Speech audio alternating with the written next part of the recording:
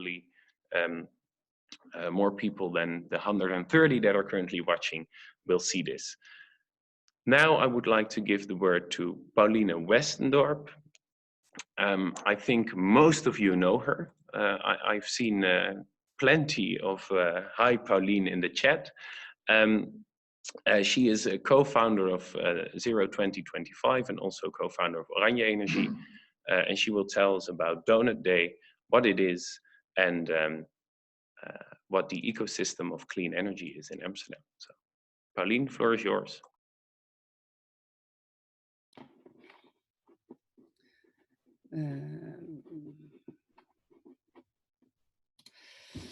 Thanks, Thijs. If you put your thumb in the air, I know you can hear me. Yes, okay. Well, thank you very much, Thijs. The former sheet, the one about all the people who are helping and thinking about this, there's also Gemeente Amsterdam, and I would like to give a special thanks to them because they made this webinar possible and a lot more. My name is Pauline Westendorp, as you just said, and I'm an entrepreneur and I'm a worried mom on Zuid als Amsterdam. Well, most mums are worried, but me, because not only because this is a bit difficult for me too, with the just do a presentation online with no audience, but I'm also worried in bigger life because there are some crises we've seen the last years.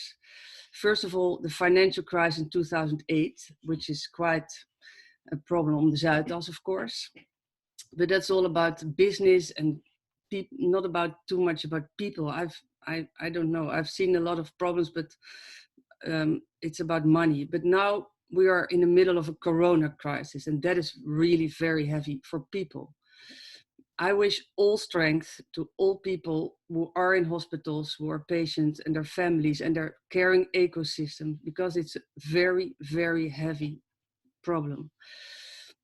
But I'm even more worried because this financial and corona crisis are really heavy, but I'm even more worried about the climate crisis, which is not as visible and therefore much more challenging to solve.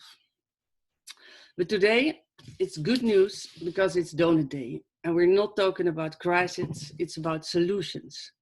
And we found a solution thanks to the Doughnut concept, the hopeful Doughnut concept of Kate Raworth, which she will explain later. Thank you, Kate.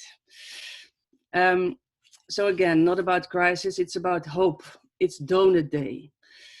We might have found a solution for all crises, but we will find out in a few years whether it's true. But this is new and it's thriving. That's a new word we learned from Kate. And before I will explain our model and why we focus on energy and why we love donuts, I want to thank Sarah.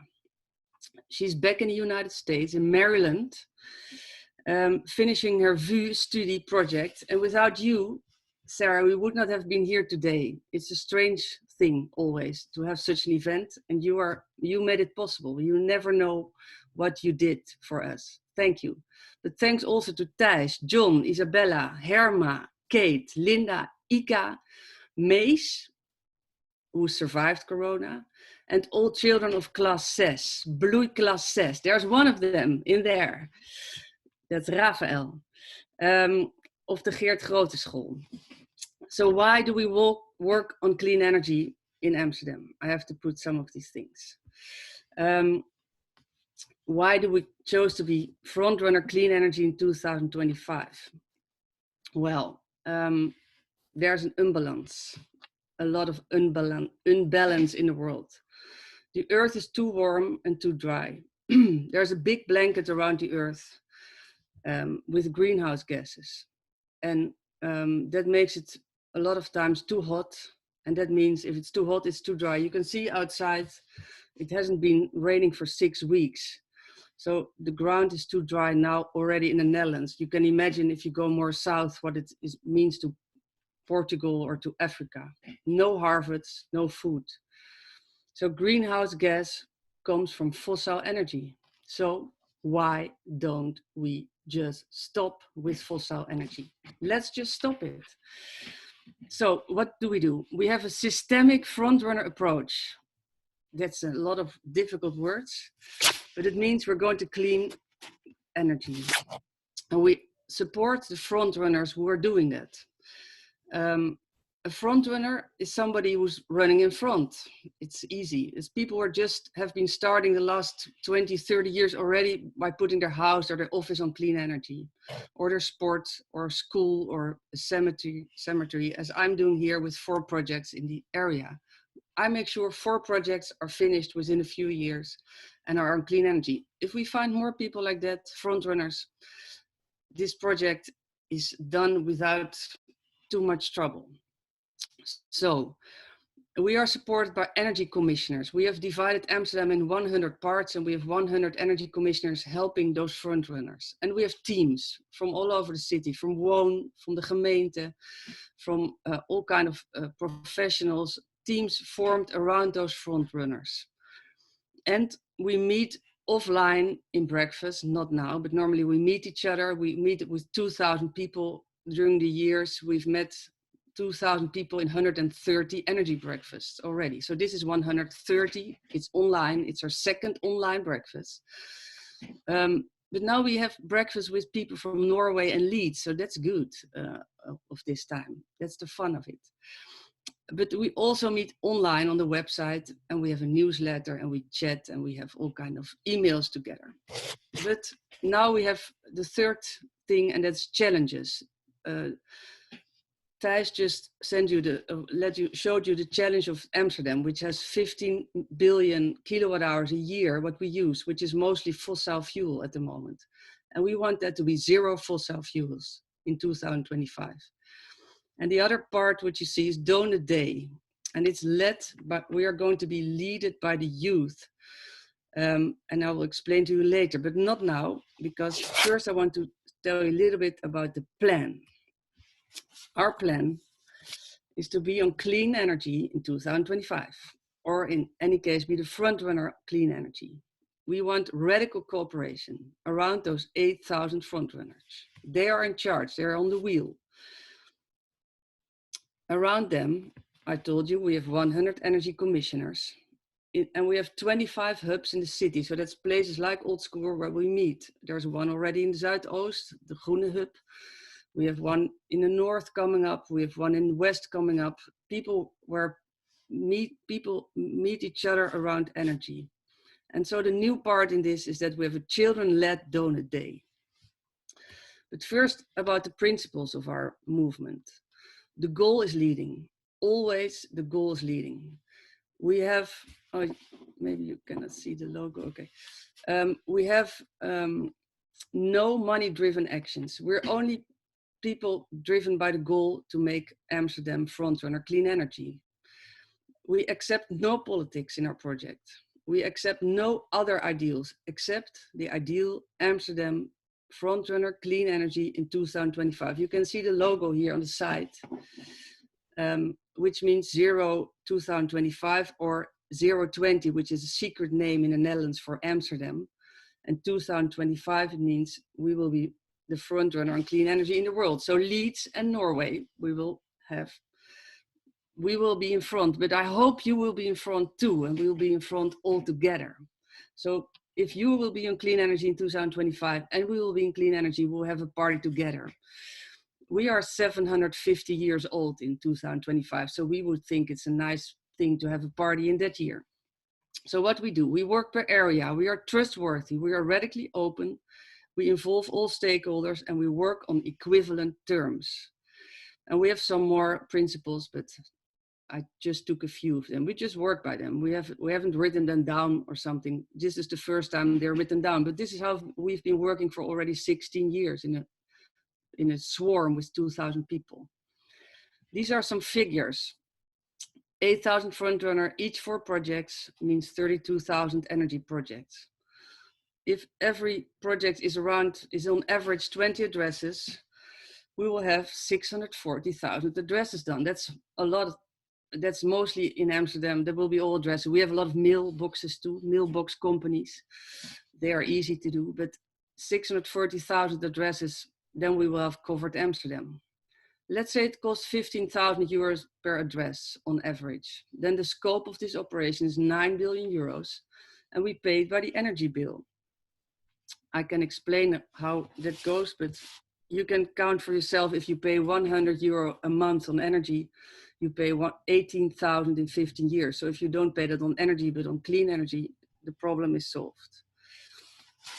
So, but we were talking about the donut day experiment today. This is what it looks like.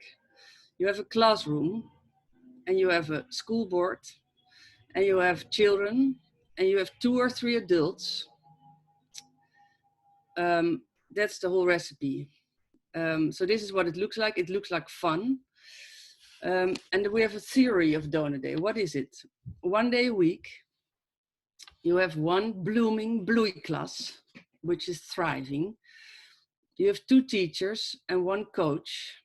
You have a designated area we chose for the Fred Roeskestraat, the Stadionbuurt, Zuidas. We never know exactly what is the designed area, but it's around our school in the south of Amsterdam. And we dive into 1 donut dimension of Kate Raworth's donut dimensions. She has 21, so you can choose one of them. So the donut day is not about energy. It's about, in our case, it's about energy, but it doesn't have to be about energy. And then we combine the talents of children and experts, and that's the real fun of it, because Isabella, who's also here on the panel, and me, we had so much fun, but we also challenged our own talents the last month, didn't we, Isabella? So the bloeiklas Geert Groote, we dived into the energy dimension, and we supported the teacher.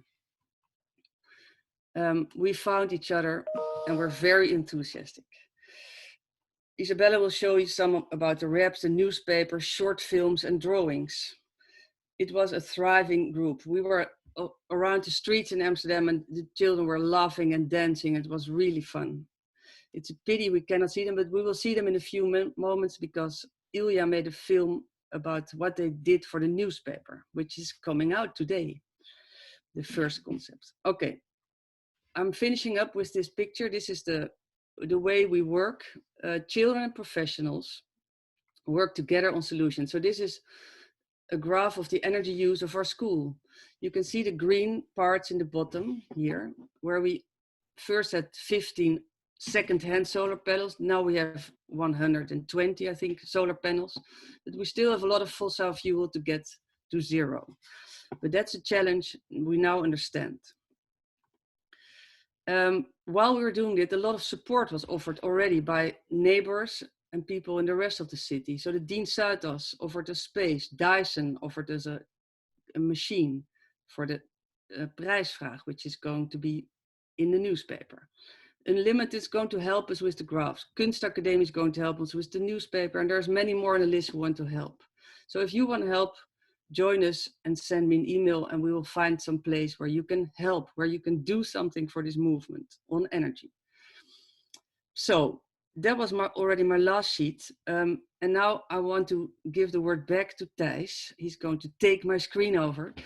But not before I want to thank Ilya van Sane, especially because in 4 days he made a small movie, and he's made 4 movies together with another Ilya, and he's done a great job. So Thijs, it's back to you. Thank you very much for your attention.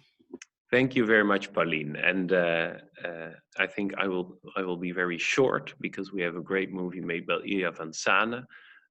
Maybe Isabella or Pauline can help me. How old is Ilya? I will help you. Ilya is 11 years old, or 12 maybe now. 11 years old. He already made a wonderful movie at a physical energy breakfast when that was possible. And this is a movie of the class about Donut Day, about the newspaper. So please enjoy.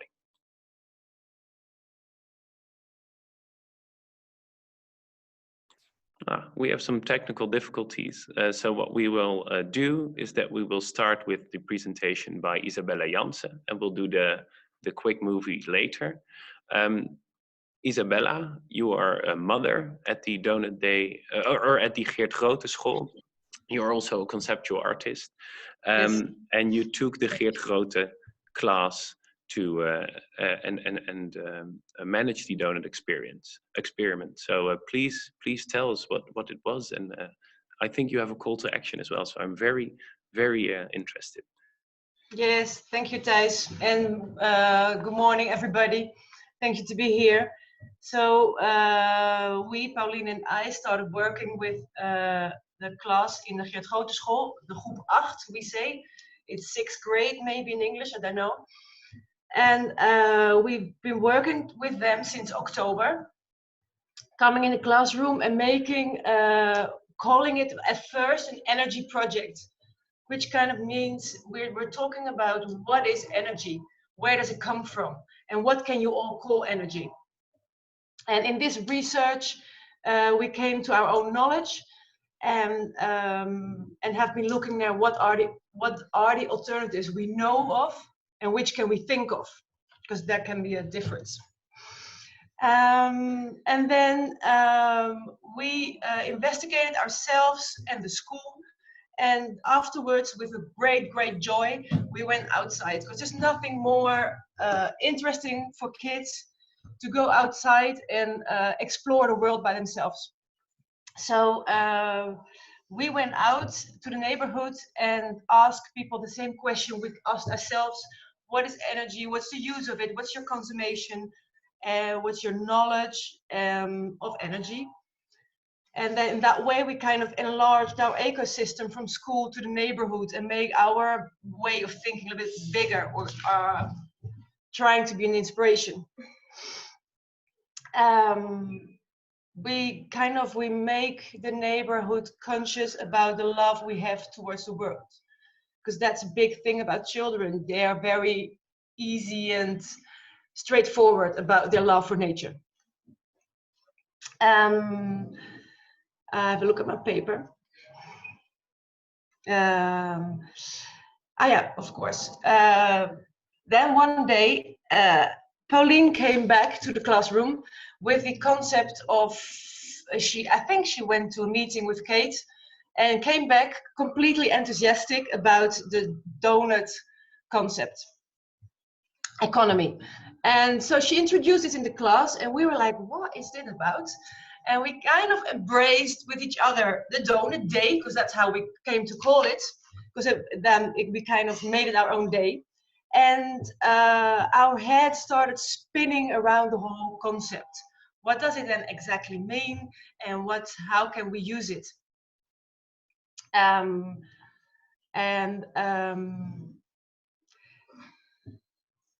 First, we kind of the interpretation was quickly made that it was about poor and rich, about opposites, or too much waste against maybe being too clean. But in the end, to give some meaning to the concept, we asked children to explain the concept to the rest of the class. And so each week there would be more explanations, and we came deeper into the substance. And one of the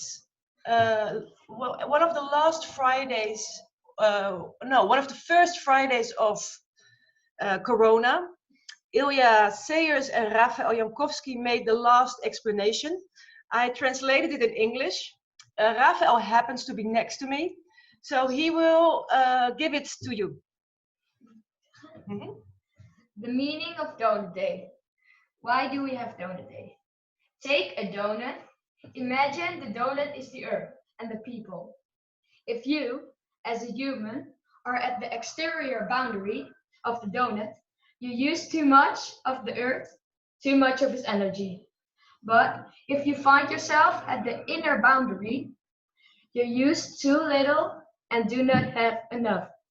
Our goal, you draw a line through the middle of the donut.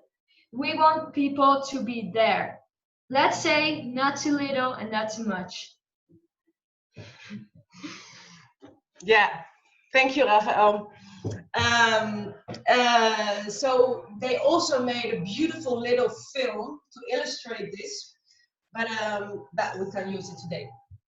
By working in the classroom, we made a challenge for the neighborhood, an energy challenge. That's one of the results we have. we have been making a lot of songs, poems, beautiful drawings, even the short films. And in the end, we present today our final result, and that's a newspaper. We've been really working hard on it, and the result is fantastic. We have essays about how nature, how the animals and the plants use the nature energy, and we essays about how humans use energy of the earth. We also have essays about what do we think of the big concerns who we condemn for using too much energy. What's our thinking of that? Or the children's more. Well, all this we're going to present today in our newspaper. I have it here. It's I'm the only one who have seen it. Where's the scissors? Rafa and I am going to open it. So I'm showing this. Maybe want to mirror my screen, otherwise you can't see anything. Right, I mirror my screen, so you can't read. So, papa, ta-ta-da-da. Here is big work of class 6. On its way. Bang. De grote bloeiklas. That's really what's happening. The big blossom class, which has a, oh, well, this is the front page. It's a beautiful, beautiful newspaper with the best drawings and hard work of everybody. So, big moment. And thank you very much, class 6. I'm going to stop mirroring. Where can I find the newspaper, Isabella? Well, you're not going to find it now because it's a newspaper. It's in my house. This is the first one, and we're going to print a lot more of it. And of course, we will make an online version. But for now, it's ours, in our hands. Great. We'll make sure at 02025.nl to share it when it's possible. Yeah, exactly. Yeah, exactly. And then you might as well see all the videos. Everybody has been a part in this newspaper, and we couldn't have missed one of them. It's 25 kids all presented.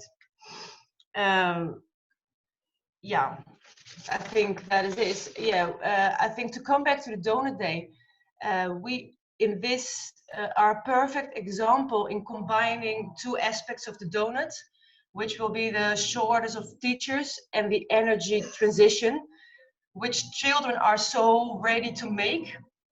And meanwhile, they develop a lot of talents. So, yeah. Whoopa, I'm gone. Oh, I'm gone. Right, I just want to maybe say we take care of each other and we care of our world, and in that balance we as humans and we as a class can make really big steps. Sorry that you were gone. Please, you had a call to action as well.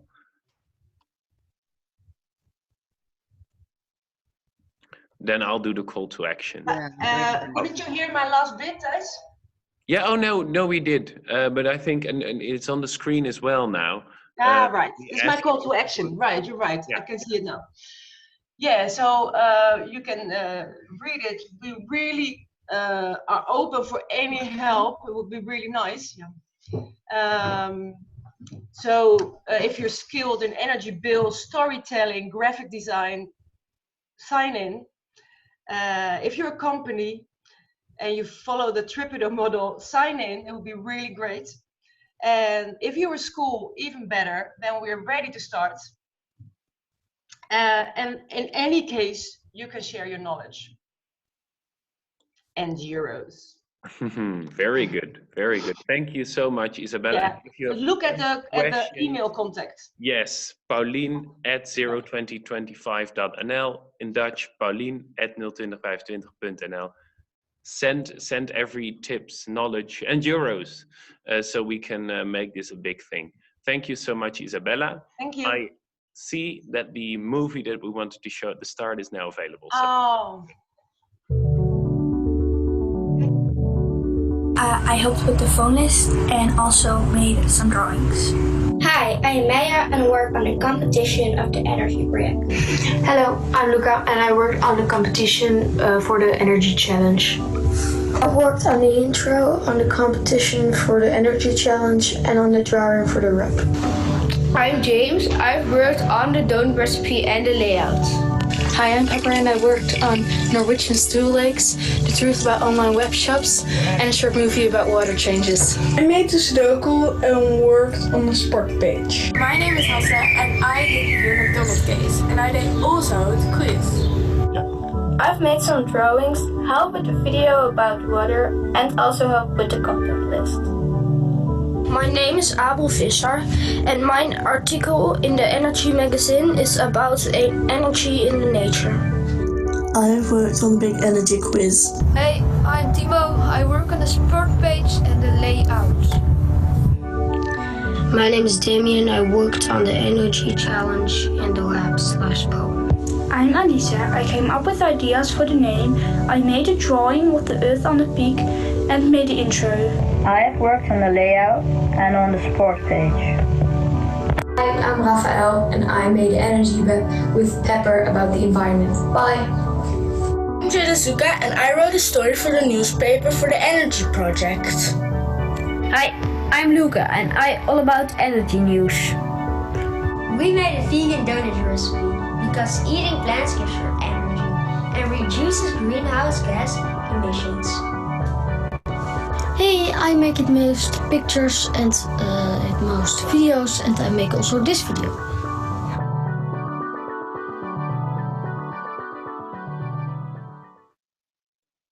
Wow, great. Thank you. I can applaud with sound. Thank you. Oh, that was great. A special thanks to Ilya van Zane. Really, really amazing job. And I'm very happy that we made it work. The vegan donut recipe, Isabella, please thumbs up if it's true. It's in the newspaper, right? Yeah, it is. So Yeah.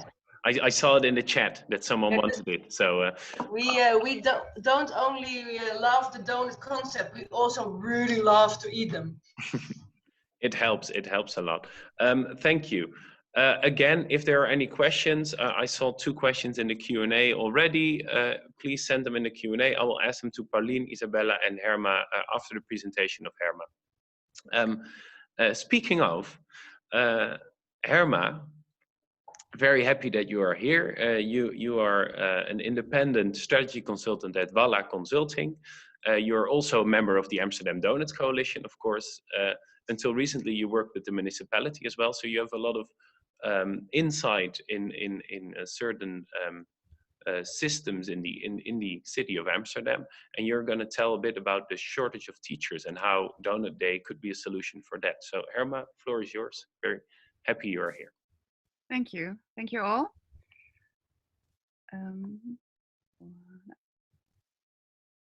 Continue. Thumbs up, please, for audio. Okay. Here we are.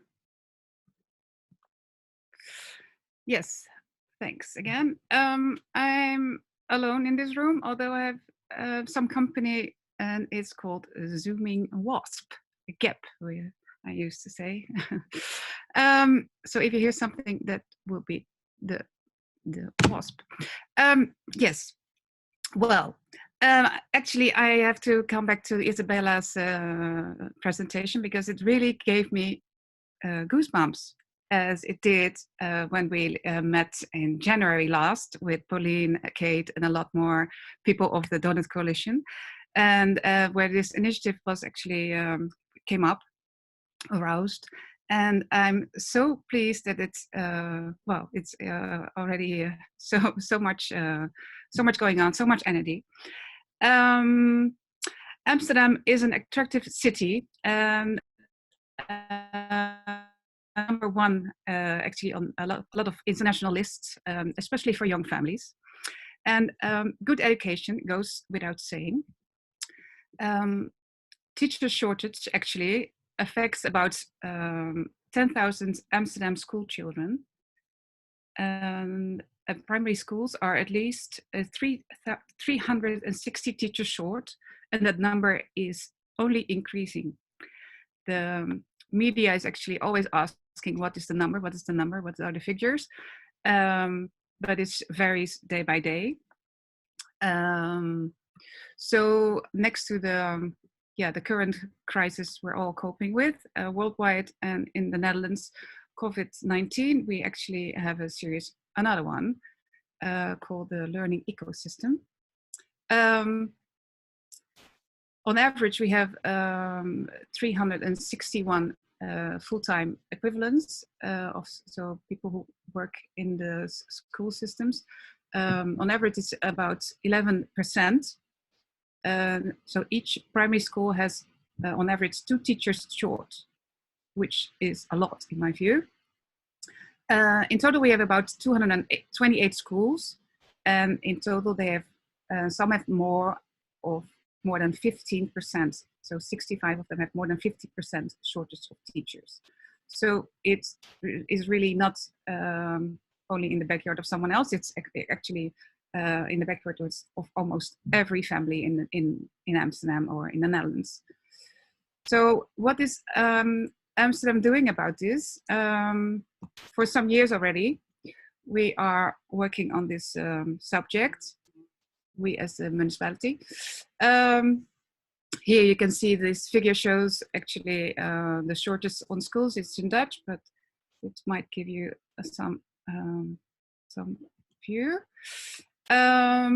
We have 2 ambitions. The municipality has 2 ambitions: to lower and solve the current and future teacher shortage, and to have strong Amsterdam professionals.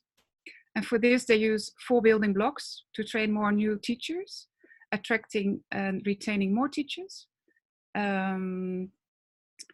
professionalization, and modern employership and strong leadership. And for this, they have like 4 action lines. Very popular word within the municipality, but it does say where they are focusing on. So action line 1 and 2, it focuses on image and inflow. So inflow from other schools, other professions. Action line 3 is strengthening the teaching profession. Action line 4, connecting teacher training to secondary vocational education. In Dutch, it's called MBO. And action line 5, the preconditions, such as the infrastructure. Because, when you like to come and live in Amsterdam, you need housing, for example, as well. And that's also living here, it costs a lot more money than living outside of Amsterdam. So for that, the city actually announced an emergency plan. And in that, it is speaking about a 4-day teaching week, and the 5th day taught by external professionals. This is all optional, it's not compulsory or something. Larger groups, and it means like help from a class assistant, guest teachers. This means like unauthorized guest teachers. They can provide part of the lessons. They're working on extra housing for teachers. So fabrics and empty buildings are actually rebuilt for teachers to live in. Travel costs will be compensated. Currently they have like 120 lateral inflows, and they like to have that number increased. And we're actually working on a lobby towards The Hague that we need actually a large city surcharge, because living here in Amsterdam costs a lot more money than living in Zwolle, for example, called Zwolle in Holland. So let's come to the Doughnut thinking and system thinking. The Doughnut thinking is actually a system itself. And what is system thinking? It's about realizing that everything is related to everything in a certain way. And it's the ability to see and understand these relationships. the world around us consists of relationships, and yeah, it's very holistic, so to say. And children are system thinkings by nature.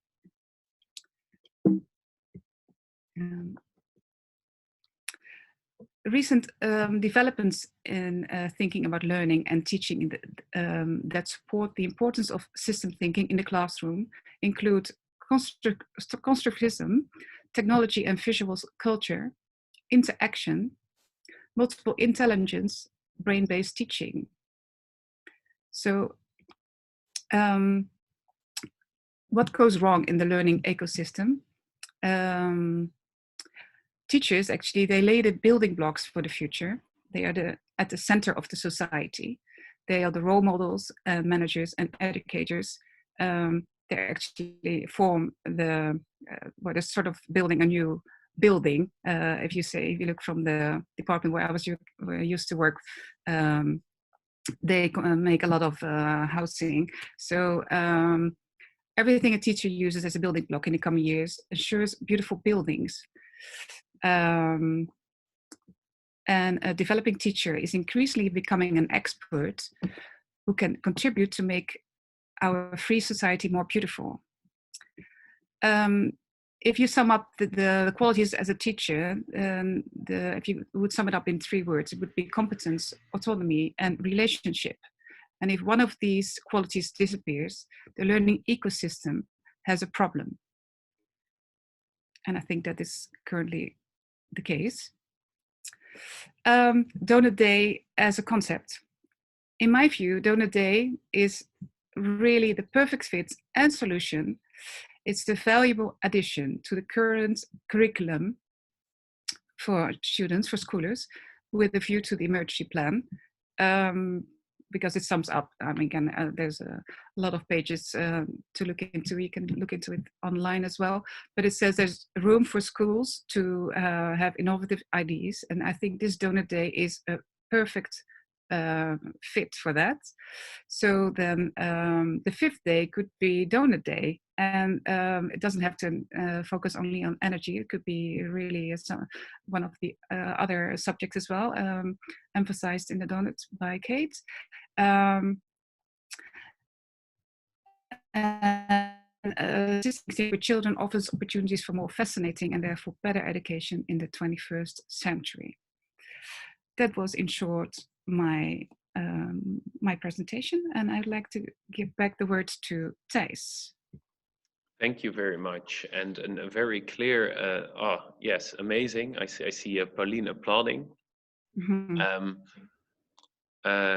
I will quickly switch the screen so you can see all of us, because it's time for a quick question and answer round. I can see 3.5 questions now. One question was already answered by Pauline in text.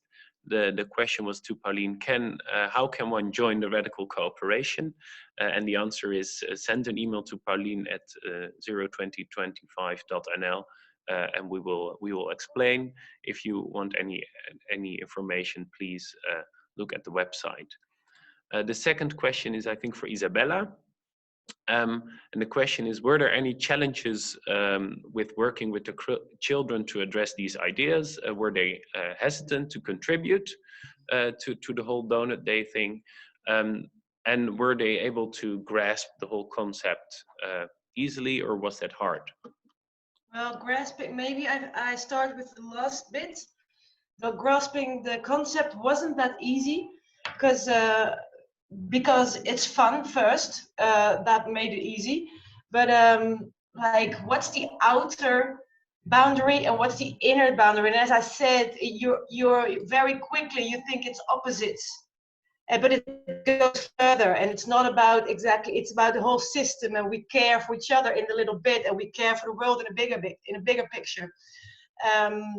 And I think in the end, by repeating, but it's not a lesson like this is one point and that's the other point, and that's so little bit by bit. I think the concept, like my son, who is not the eagerest learners of all, he got it somewhere and somehow. So I think that a group of people really form each other, and we are forming each other like that. So we're still working on it. Thank And the you. first part I didn't really understand.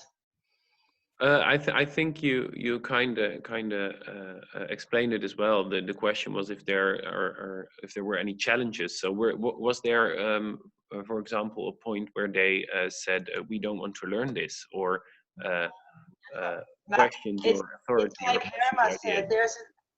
It's like Herma said. There's a kind of natural love for the world we live in. And they were thrived by the idea to go outside anyway, and then to do good. And energy for young children, in a lot of cases, it's about switching a light off and on. And they were very ready to work in the dark. Great, thank you so much, Isabella, and thank you, Shaina Harris, for the question. Next, there's a question, I think, for Herma, but maybe someone can help her if she doesn't know, from Vita Verwaaien. Does anyone know if there's a platform for guest teachers in Amsterdam? If you would like to be a guest teacher about, for example, climate justice or the donut economy at primary school. So is there a platform, is there a place that you can present yourself?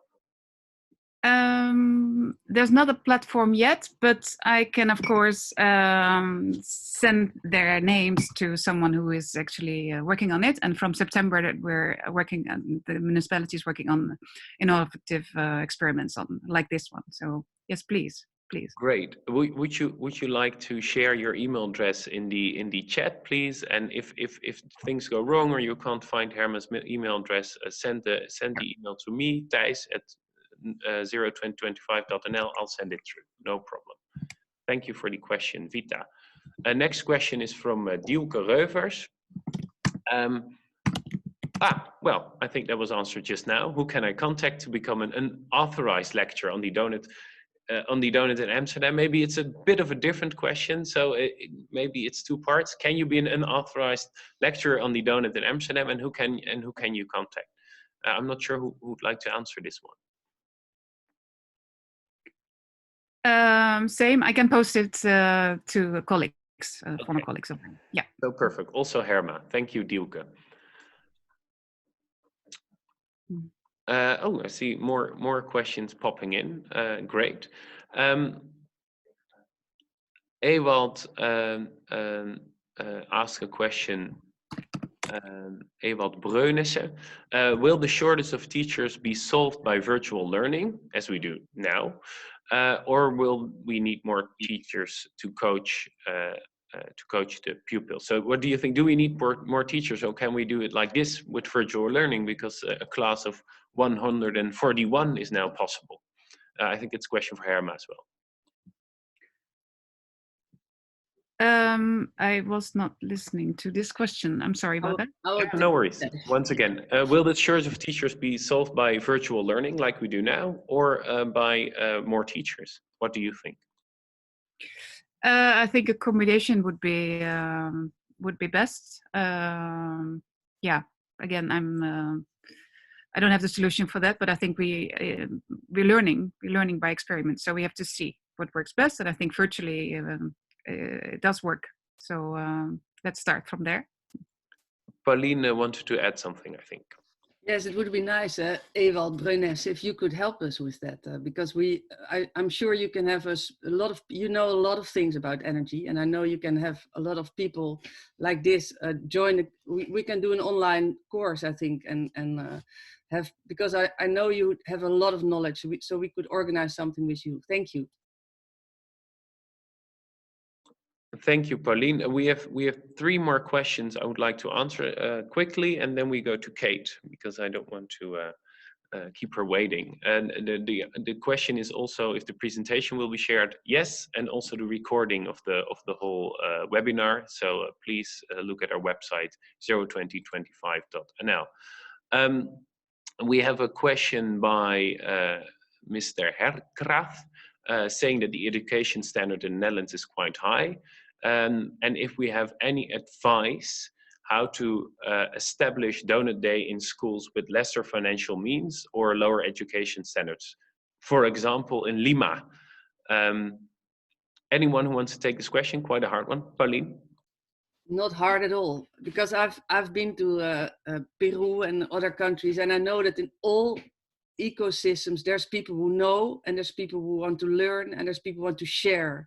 So there's no problem. Everywhere in the world there will be ecosystems around it. That's the easy thing of this concept. So it's not about cost, it's about time, and it's about worthwhile. And Isabella and Nick, we've been doing a lot in our free times the last weeks and months, but it is so thriving, and I know a lot of people can help, and we'll have so much fun doing this, because it's really true. The children had fun, the teachers have fun, we had fun, and the neighbors have fun. So it's really a kind of enthusiasm what you bring if you solve Doughnut things, Doughnut issues together, talk about it, share knowledge, find out knowledge, puzzle on solution together. That's the really nice part. So also in Lima, no problem. And please send an email to Pauline to get the advice from Isabella and Pauline, because they can tell you how they did it. And I think much financial means wasn't part of it. Question from Assad Asil Compagnoni. Very sorry if I butcher any names. I'm Dutch. Do you know anything about what kind of impact on the consciousness of the parent the teaching of children had? So do you know, I think it's mostly for Isabella, do you know what kind of impact on the, oh yeah, so do you think that you got a conscious layer, that you reached a conscious layer of the children? Yeah, absolutely believe so. And are they more aware of climate justice and things like that? Yes, they were already a lot aware, but then we kind of researched a little bit more. So we got deeper into the substance, and we made it possible to make it into your own through artwork. So yeah, by doing all this, everything you give attention will grow. So this did grow in any kind of way. It grew in our system, in our world, but it also went outside our doors. But the question was more to the education, and yes, it did have a lot of influence, I think. Thijs, I can't hear you. Great, sorry. We'll do the last question. It's a question by Jeroen den Uyl. What are the experience of having guest teachers in the classroom? How can it be structuralized? So how did you put a routine to that, and also with the schools, because you had to work together with the schools? I think it's both for Isabella and Pauline. How did you get a routine in being a guest lecturer in a classroom? Well, first of all, there you have to have the authorization of the school to be in the classroom and be welcomed. And then, yeah, maybe you just go. You just go and find out. But then I think I have a kind of love for education and for children, so that does absolutely help. Because you do have to kind of, know how to go your way with a group. And as I understand, you also had a fixed time slot in the week that you could use. Yeah, exactly. Yeah, it was always clear when we would come, and we know what to do. We knew very much what we wanted to do, and that really helps. Okay, perfect. Pauline, you had just the last sentence. It's a good question from Jeroen den Uyl. I think it's good. It's not, you don't have to go in any school and do it just like that. You need a good preparation. You need a good contact with the school leaders. So it's not easy, but it's fun. That's my last thing. Thank you very much, Thijs. Well done. It's not easy, but it's fun. That's a great last question of this Q&A. Thank you very much. All, please stay in the Zoom and enjoy Kate, because Kate, all the way from UK. I would like to tell everyone that there's a time difference between the UK and the Netherlands. So we are up early, but Kate is even earlier. I would like to give Kate Raworth the time. She coined the term donuteconomics. If you haven't bought and read the book, please do. Kate Raworth, floor is yours. Thanks, Thijs. I have to say this is a very easy time difference.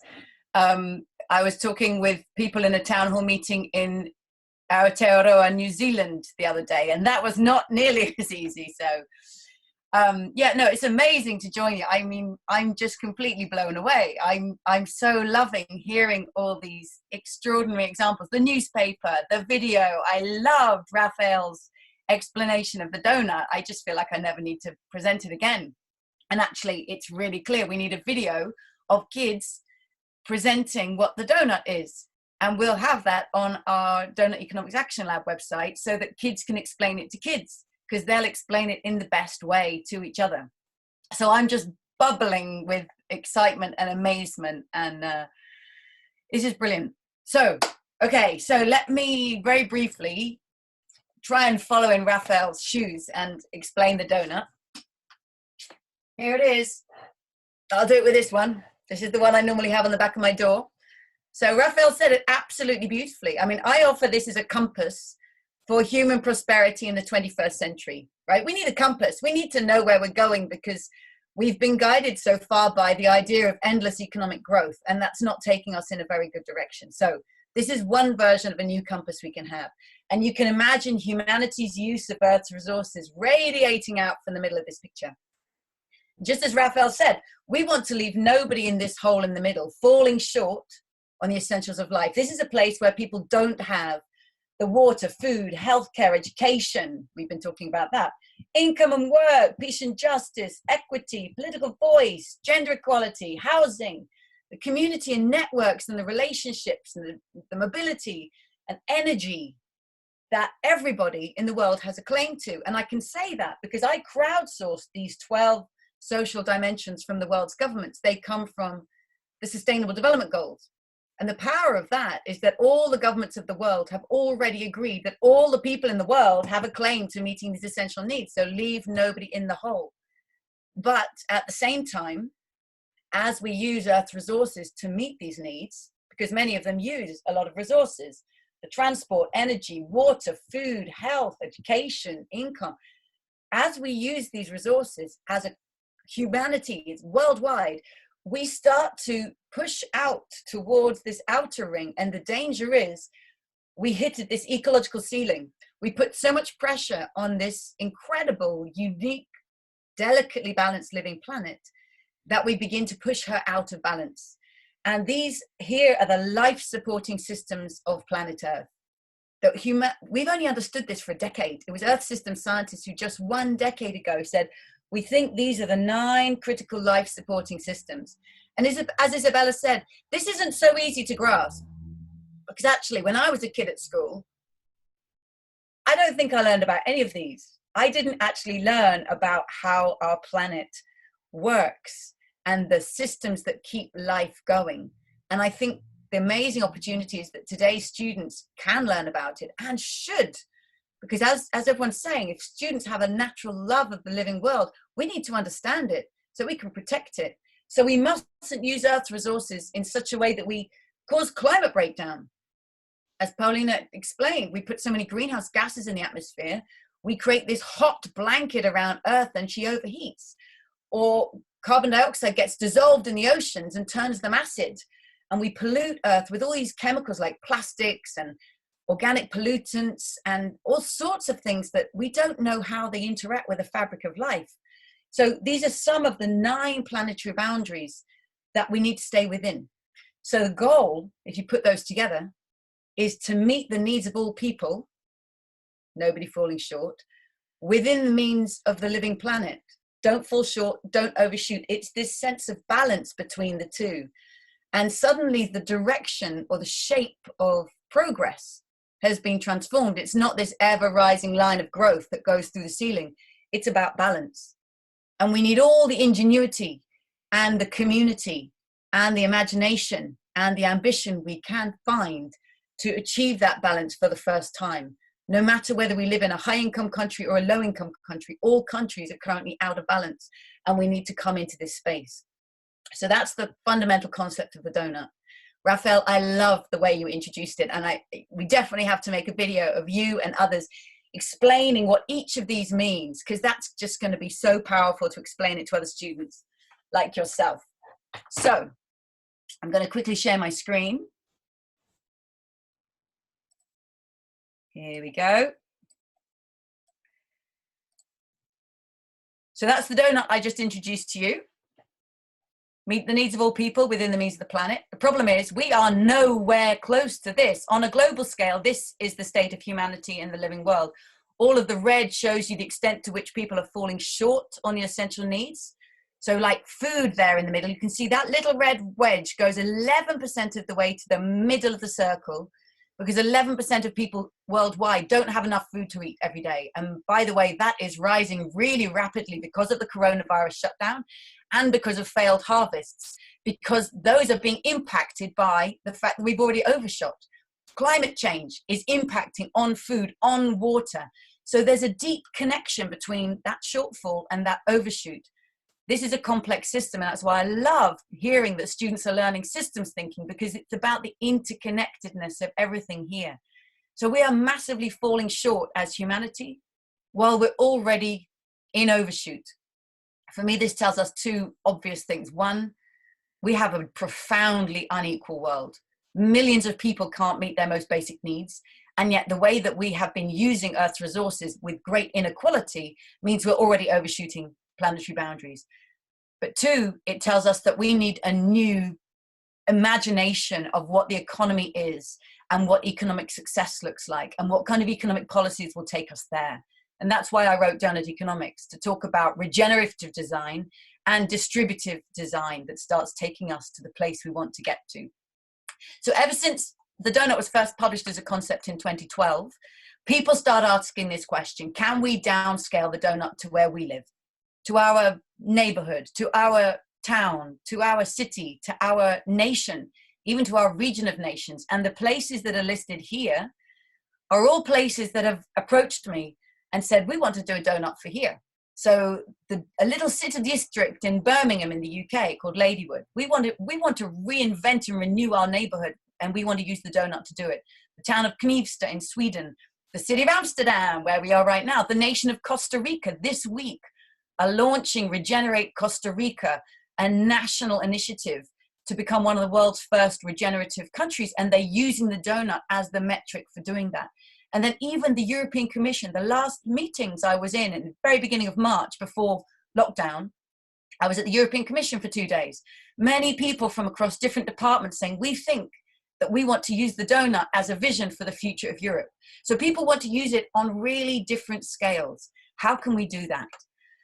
This is some wrapping paper I found in my local stationery shop. And I walked in with my kids and I was like, that's my wrapping paper. Because for me, this is the vision of the future. We can do donuts as nations, as towns, as regions, as cities, as neighborhoods, even as a street. So lots of donuts, all of these different scales. So I've been working together with the C40, which is an amazing network of the mayors of the world's most climate ambitious cities that say we're going to transform our city to stop dangerous global warming. And we've been working together with Circular Economy, who are based in Amsterdam, with Biomimicry, who are amazing thinkers about our relationship with the living world. And we were funded by the KR Foundation to start doing this work. Let's stop talking about it, let's start doing it. We started in 3 cities, Amsterdam, Portland, and Philadelphia, both in the US.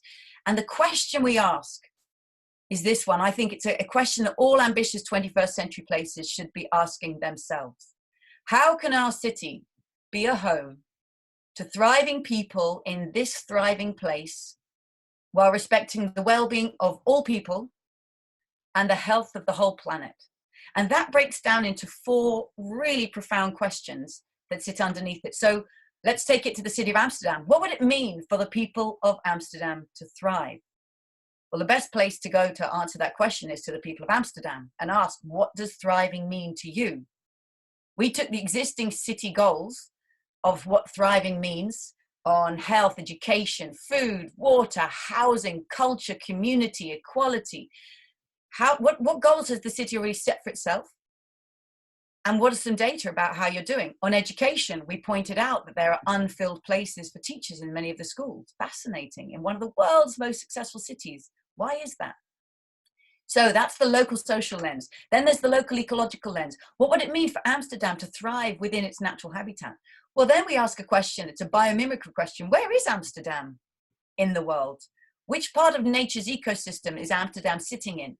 And what is nature's genius here? What is nature doing to succeed here? How much carbon dioxide does she sequester into the land?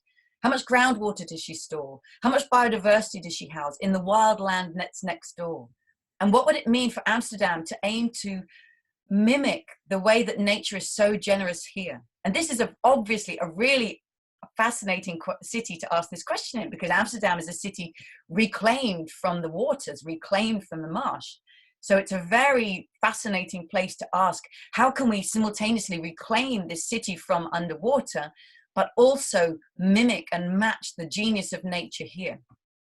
Then we move to the third lens, which is on the global story. Okay, we want to have clean air and clean water and a healthy location here in our city, but we have to do that while respecting the way we impact on the whole planet. So, for example, you know, I have a smartphone, and this gives me great connectivity in my community. It's a really useful tool in my life. What impact does it have on the whole planet? What are all the materials, the metals, the carbon dioxide, everything that was emitted in the process of mining and assembling and shipping this phone needs to be accounted to my use. So we make the ecological footprint of the city, all of the electronics and the clothes and the foods and the consumer products and the building materials coming into the city. What's the global impact on the planet of those? And Amsterdam, like every high-income city, is overshooting and needs massively to come back within. And then the last question, one that sometimes people seem to forget, but is crucial to discuss as well. What does it mean to respect the well-being of people worldwide? So this smartphone, it has an ecological impact. It also has social consequences. Who assembled my phone? Who were the people who mined the coltan and who refined it and assembled the actual machine itself? And what were the labor conditions for them like? And what are these global supply chain relationships between high-income consumers and some of the poorest people in the world? These are deep historical relationships that need to be transformed. Otherwise, we can't all live in the donut. So those are the four lenses of a city portrait. And you can see on the top, we've got local aspiration. Thriving people in a thriving place. Fantastic. It's a great life here in Amsterdam. But we have to set that in the context of global responsibility for how the city does that. The city needs to do it, coming massively back within planetary boundaries, and needs to do it in a way that respects its impacts on people worldwide. And this has never been done before. This is a new transformatory ambition that cities everywhere should have. This is what the portrait actually looks like on the page, and you can download it from the city government who published it, from my blog. And we look at city targets and then statistics. It's a snapshot. And what's really important for me to say here is this is not a final assessment. This is a beginning. It's not intended as a report. It's actually intended as a tool, a starting point for conversation, a starting point for transformation and for action. And so when it was published just 2 weeks ago, as you can see here on the title, it says a tool for transformative action. It's not an endpoint, it's a beginning. And we think of the city portraits as having 8 ways of turning this into transformative action. And we call them the 8 M's, which I'm just going to briefly tell you. So the first one, the first M, my thing's not working. The first M is that the city portrait is a mirror. It's a mirror, a reflection of your city as it is today. This is what we see in the statistics. And so it's a mirror for all citizens and policymakers and businesses to look and say, who are we right now? But then just as much as it's a mirror, it sets a new mission. It invites you to say, okay, who do we want to be? What goals should we have? What kind of city do we want to be in all of these 4 areas? So let's set new ambitions for ourselves. And that's what Zero 2025 is part of doing. We believe, as the members of Zero 2025, we should be a fossil fuel free city by 2025. That's a more ambitious goal than the city currently has. So you're pushing for more ambition in that new mission. Thirdly, well, let's mobilize people. This is intended as a tool for bringing people together, just as your organization Zero 2025 does. So let's bring together city policymakers and the city universities and the neighborhood change makers and the entrepreneurs and the businesses that are here and the schools. Let's bring together all of the change makers who are ready to make this transformation so we can meet and people can sit around the donut portrait and say, well, I work on sewage, you work on racial justice, he works on carbon dioxide and climate emissions. This person works on labor rights worldwide. Wow, we're at the same table at last. And actually we can see how everything we're doing is interconnected. We can have one conversation. That's really important. Again, that's the systems thinking. We can use it to map existing initiatives that are going on in the city because there's already so much going on. And I'm going to show you an example, an imaginative example of how you could map what's already happening and celebrate what's already happening. Use it to change the mindset because this shifts us away from thinking that a city's success is in endless growth to seeing that a city's success lies in finding that dynamic balance of thriving people in a thriving place, respecting the well-being of all people and the health of the whole planet. So it's a real paradigm shifting moment. Build momentum. This can be used as a tool alongside the amazing momentum that you already have. We offer it as an additional tool that can be used to say, right, this is where we are now. Let's come back in 6 months' time. Where will we be? And then again, 6 months' time, where will we be? Let's make progress against this tool. We can use it to monitor that progress because it's based in data. So we should expect to see the data change. Now, some of the data in the portrait changes slowly. But then you can say, let's find local indicators that would tell us we were making movement anyway. How many new volunteer teachers do we have coming into this scheme? How many people registering? How many people running Doughnut Fridays? This tells us something about the way we're changing our education, for example. And then the last one, a really important one, is, as so many people have said right on this call, this has to be fun. It has to be really fun, transforming your city. And people said, you know, it may not be easy, but it's fun. And when things are fun, we want to do them. So we have to have fun. Yeah, eat donuts and use a vegan recipe. That's great. Let's be playful and silly with this because actually when our humor's engaged, when our fun is engaged, we want to be involved. So I think it's key to have those fun elements to it. So here are some photographs from workshops that we've held in Philadelphia, in Portland, and in Amsterdam, where we've used the city portrait. And you can see policymakers sitting around the table, they've got their portrait, and they're putting stickers on it and drawing lines on it, exactly making those interconnections. And in all of these meetings, the policymakers and the community leaders were saying, wow, we've never met before. Why haven't we met before? We should be talking because my work's connected to your work. We need to work together. So there was an amazing dynamism. And then people were looking at their city through a lens they'd never seen before. And everybody felt that their issue was represented because they could point to the place where their issue was, but respect and recognize the issues that all other people were holding. So this is just the beginning. And if this report hadn't been launched in Amsterdam during the lockdown, we would be saying, come on, let's get into the room, let's do some workshops. And that's going to happen. So the amazing thing about your city, of course, is that the change makers who want to use the donut have already found each other, have already organized. And on the same day that the city published the Amsterdam City Doughnut was the launch of the Amsterdam Doughnut Coalition. So over 30 organizations, it's probably more now, got together and said, actually, we're change makers making this happen. Let's get together. Let's work as a network. And anyone can go to this website, take inspiration from what they're doing. This is about mobilizing, and this is about building momentum. And I know of no other place in the world that has this kind of community-based cross-change maker energy going on. So complete kudos to you. And I know that you're going to inspire so many other places to do things like this.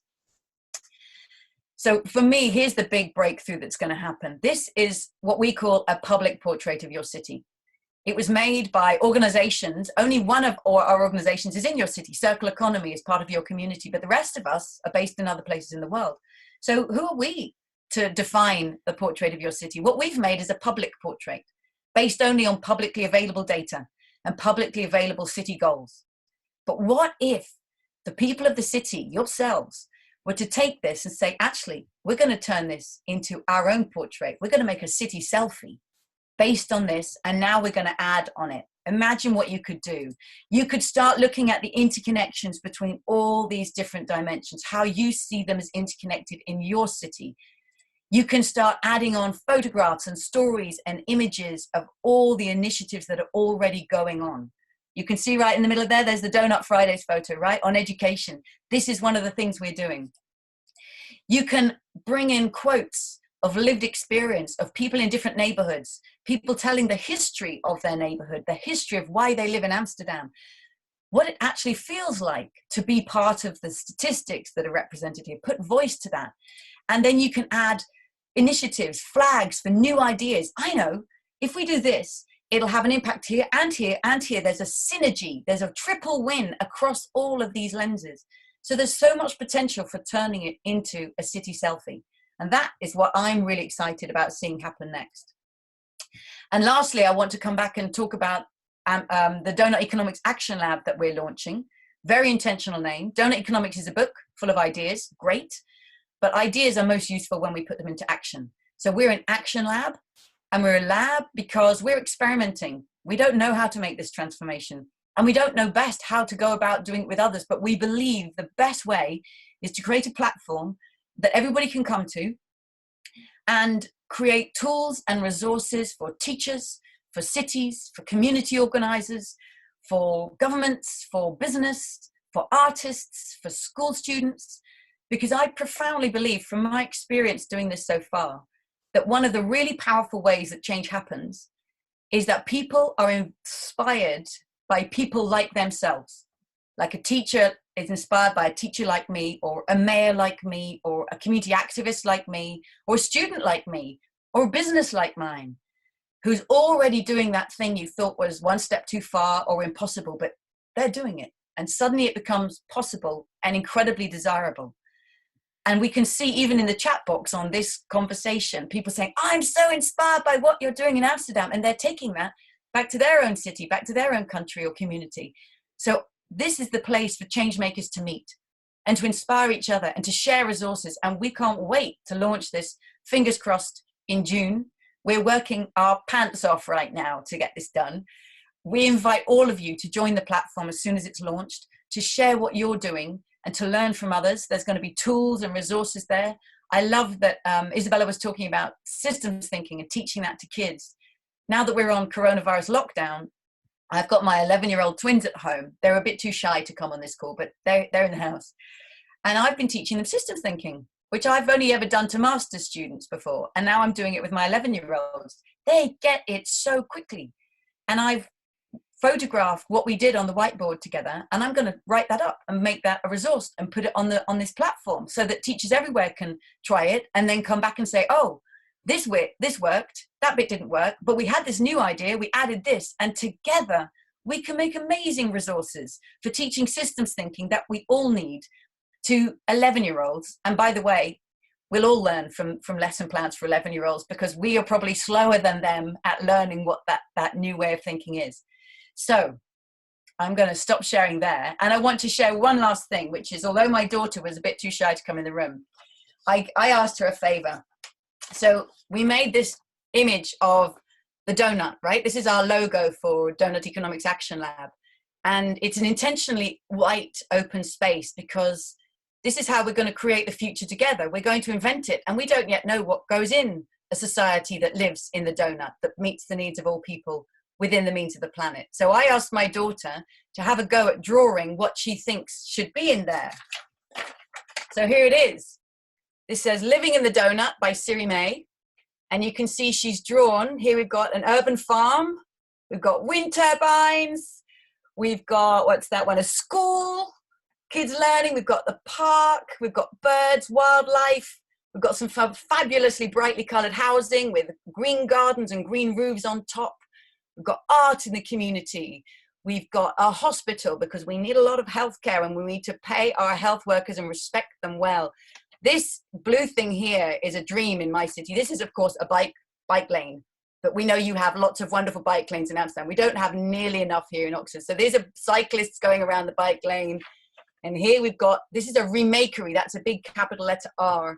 This is a place where you build things if you don't need them anymore or they need fixing.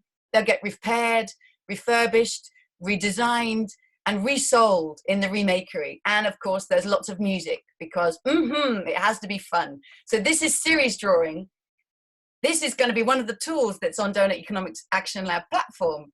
So anyone can download that. And we would love to see whole classes of kids draw their vision. I mean, class 6 who made that video. Wow, you blew me away. I would love to see you draw here your vision of a future energy transition for Amsterdam. What do you want to see in your city? That would be incredible. So with that, I'll stop sharing and let's turn this into a conversation. Thank you. Thank you very much, Kate. Great content, great homework for class 6 as well. I can share with you that we have one more video from class 6 at the end of the breakfast. I think we have 5 questions. If you could answer them quite quickly because we're almost out of time, that would be very nice. Also, there were more questions, but they were answered during your presentation, so that's very nice. The first question is from Rita Alierejo. I butchered that name, definitely. It's about art and the importance of art. And the question is, how do you place art in the donut? Because it's not a specific part of the donut. How do you place art there? Great question, Rita. So in the global donut, quick recap, this is defined by the world's governments, which doesn't mean that it's right. For example, they have gender equality, but they didn't have racial equality. Really interestingly, this focuses very much on individual human rights. It doesn't focus on collective needs. It doesn't say community, and it doesn't say culture. But when we come down to the level of a city or a nation or a place, we ask again the question, well, what does it mean for you to thrive? We don't have to take the global goals. Now we ask you.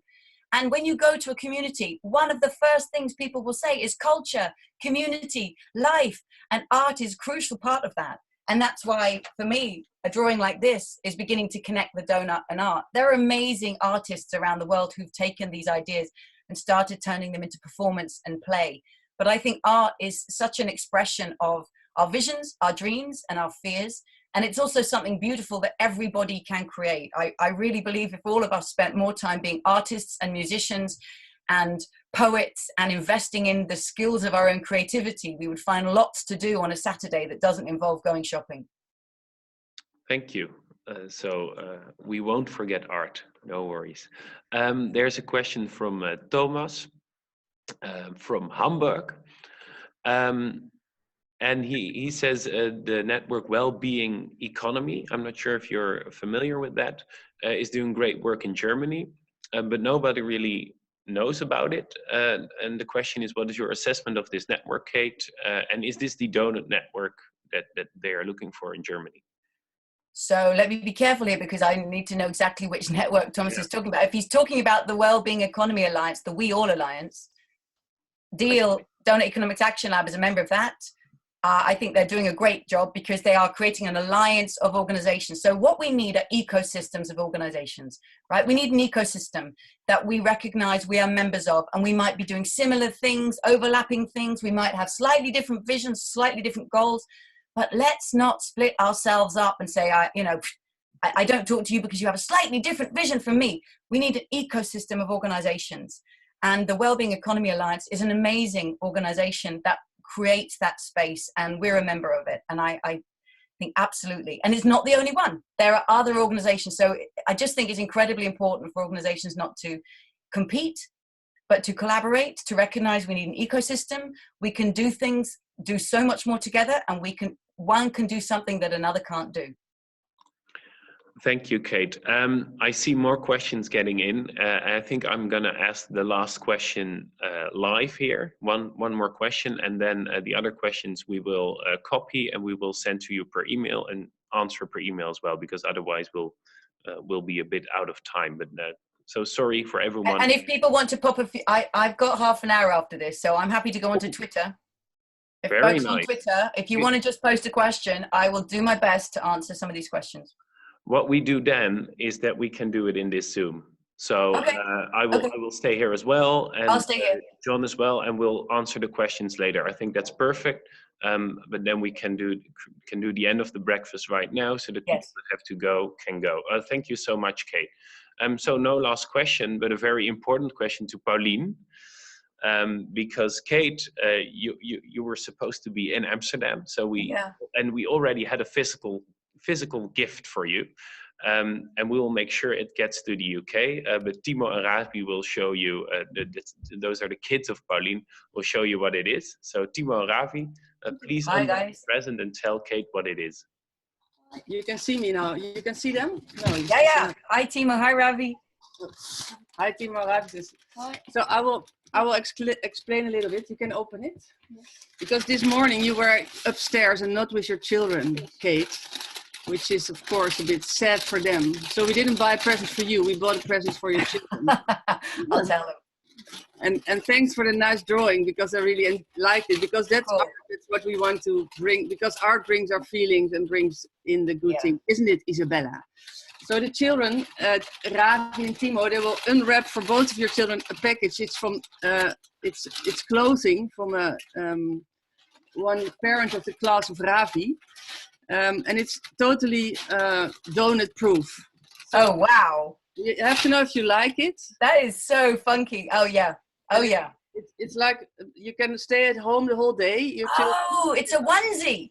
It's a onesie thing. It's really colorful, and it's amazing. It's a bit big, maybe. So we need to know They're quite big. They're quite big. So that But if we can talk about it, I will. Brilliant! I will send you photographs of my kids in those onesies. Great. Hopefully, thank you so much. to get to Amsterdam whenever it's possible. Oh, I'm going to be back. It's called goed van toen, which is the new Dutch word for you to learn. But I will put it in the chat. Goed van toen. Yeah, you're doing well. I have no idea what it means. Careful with that, Kate. Yeah, I know. Especially when it's recorded.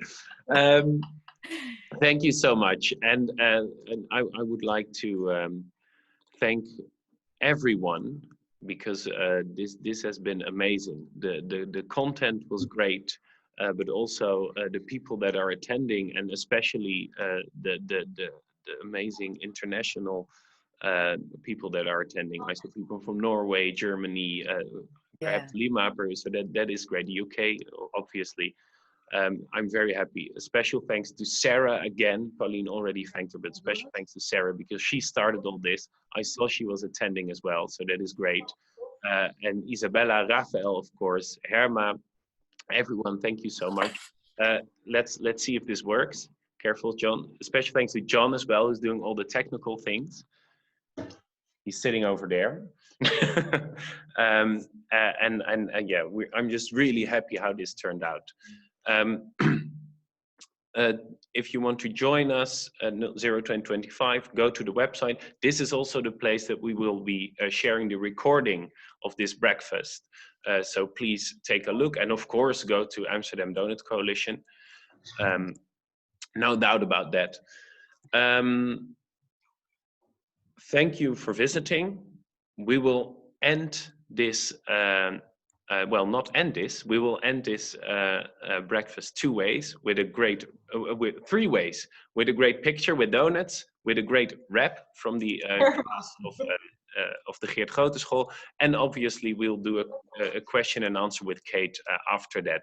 But first of all, we would really like to celebrate. Oops. I hope this doesn't start. Really like to celebrate Doughnut Day. So I ask you all to, every panelist to show their donut, and we will take a picture. I ask all attendees to make the same picture and share it on Twitter or website or wherever every social you love. So let's make the picture. Smile.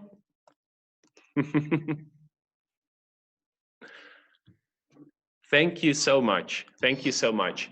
And this has been amazing. We will end with a great rap that Sean will show us now from the class. And after the rap, we will have a quick question and answer with Kate. Thank you, everyone.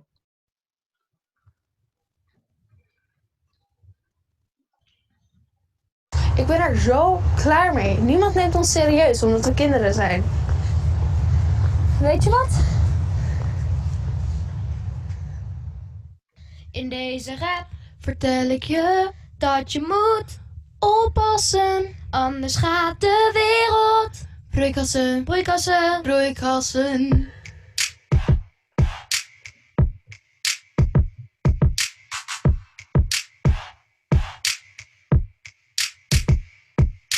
Duurzaamheid is niet iets waar je mee spot, anders krijgen wij ons eigen lot. Sommige mensen laten het gaan, maar alsjeblieft, ga er stil bij staan dat er op dit moment ijsbeertjes zoeken naar een weg. Door het smeltende ijs, dat is toch zielig zeg. Deze rap is diep bedoeld als een of andere preek. Ik wil alleen maar zeggen, doe het zoals Freek. Freek is vonken, soms een beetje zuur, maar who cares, hij komt op voor de natuur. Holy moly, ik kom op voor de natuur. Laten. Nee. Denk aan de dieren, er sterven heel veel uit. En wat doen de stropers? Ze doen het voor de buik. Sla dit AUB op in je brein. Dat vind ik klas 6.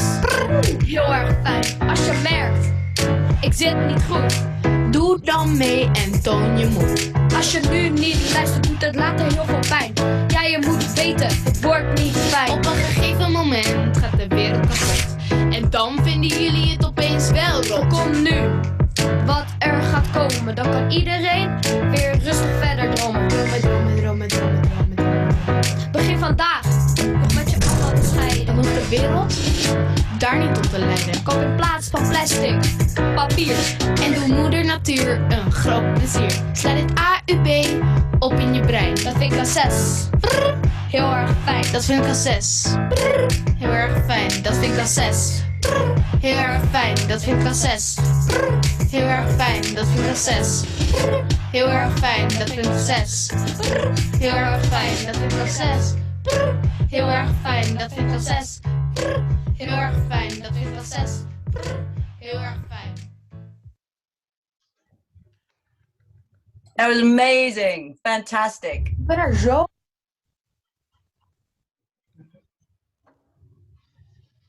That was really amazing. Sean, where can we find this?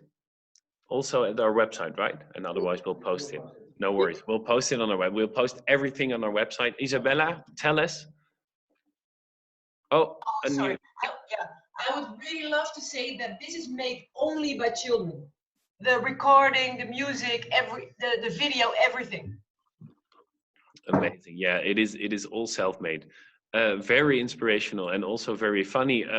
Maybe someone in the class can needs some English homework and translate the lyrics for Kate, because the lyrics are great as well. So that might be a nice thing.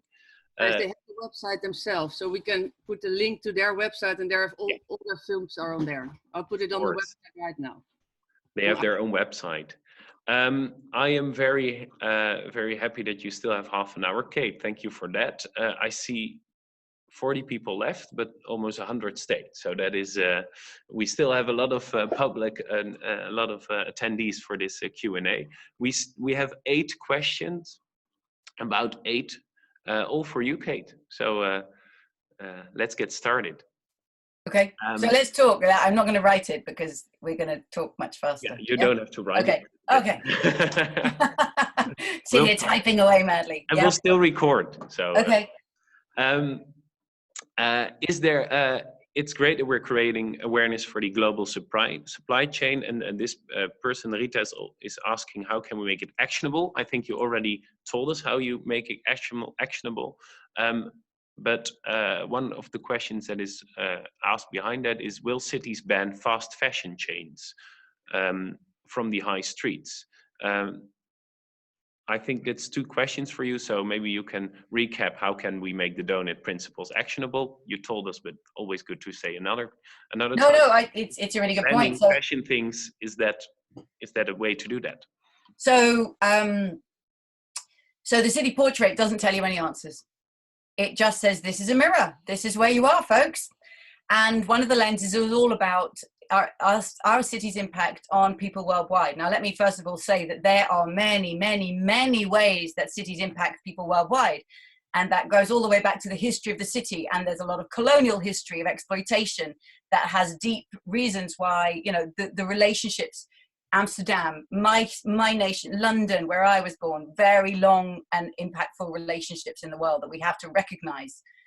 And then how do cities have impacts? Well, some people who live in a city are sending money home to their nations all over the world. And so those remittances are incredibly valuable sources of income to other cities. That's a positive, valuable way that cities contribute worldwide, but through their investments, through their procurement, through the labor standards at the end of global supply chain. So this is where we focus the lens, but you could do it in all these areas. So we looked at, and it's really hard to get information here. It's not nearly as well documented as data on health and water and housing and carbon dioxide. So we looked at global supply chain research that was looking at labor relations in supply chains of brand named products that are on sale in Amsterdam and many other places. And so there's that clear link. So there's two things we're looking at. First of all, government procurement. What are governments buying? And what are citizens buying? And also, what are businesses in the city buying? So actually three, right? And you can look across all of those. It's very hard to get data on this. Let me think first of all about procurement. So as we wrote in the city portrait, the government has a procurement policy on social standards, but it's very small, it's very thin, and they're only just beginning to experiment with it in a couple of areas about buying city staff uniforms. But this is only the beginning of really thinking seriously. And there's a lot of green procurement going on, but that needs to be matched by social procurement. We need to think about people's rights as well as the ecological impact of products. So we need the city to step up, your city as well as every city, to step up in its seriousness about procurement. And this needs, of course, traceability in global supply chain. Then we come to the question of how businesses are procuring, and they need to be responsible throughout their supply chains, and how people are buying. And then this comes down to a question of ourselves. What am I doing with my time? What am I doing with my weekends? And what do I think is a good life? And why am I continually buying clothes?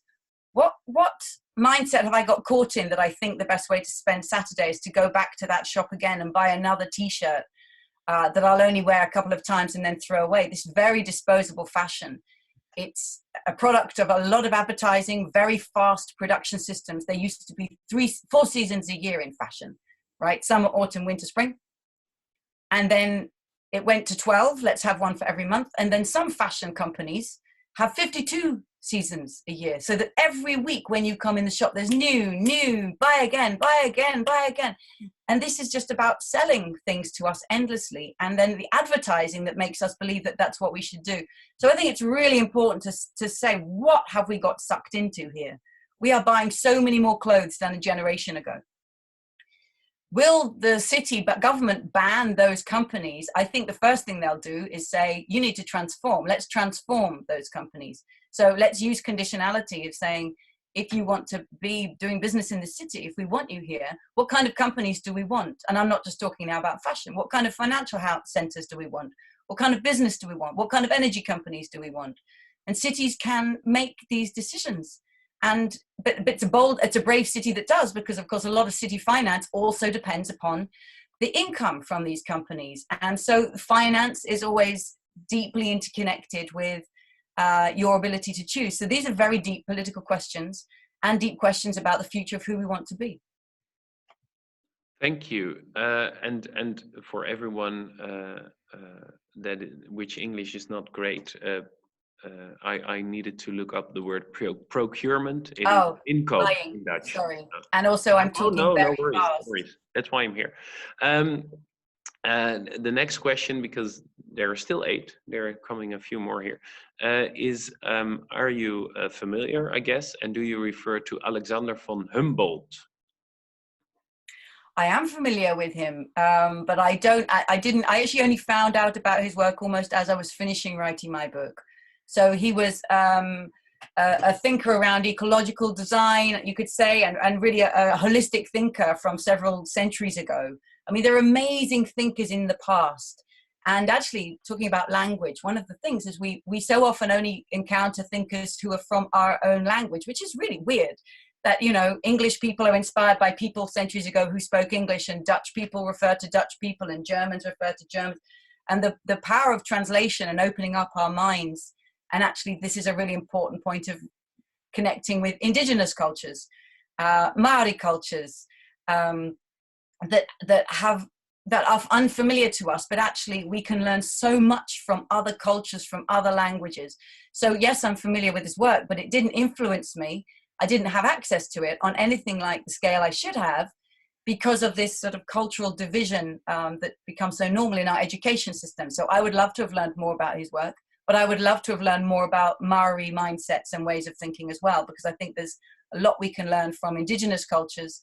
That actually this sense of balance that I was drawing with the donut, if you look at the designs of many indigenous cultures, Buddhism, Taoism, Maori culture, Celtic culture, the deep design that they have symbolizing well-being is some kind of dynamic, balanced spiral. So I think there's a lot to learn from people from other cultures and other languages that we often learn far too little of. Luckily, there's still a lot to learn. And there is so much to learn. Expect different versions and 2.0 and 3.0 versions of the donut economy.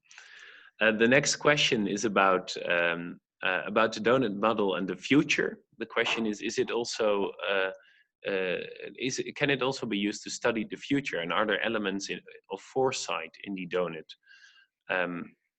So is it possible to help us predict certain uncertainties? Oh, that's an interesting question. So the first thing I would say is it doesn't tell us what the future is, because the future isn't there until we've made it. And we're designing it every day. We're designing it right now in our response to coronavirus, how we choose to respond. So we're always shaping the future, and policy is basically a matter of design. Economics, I think, is not about, there's no laws of economics. It's all a question of design and how we design our regulations and how we choose to act in our lives to be part of a critical mass that shifts the system. So could you use it for future thinking? I would use it to, in those 8 M's that I set. The second one was a mission. Give yourself a mission. Where do you want to be? And the direction that we set for ourselves is going to have a huge influence on where we actually go.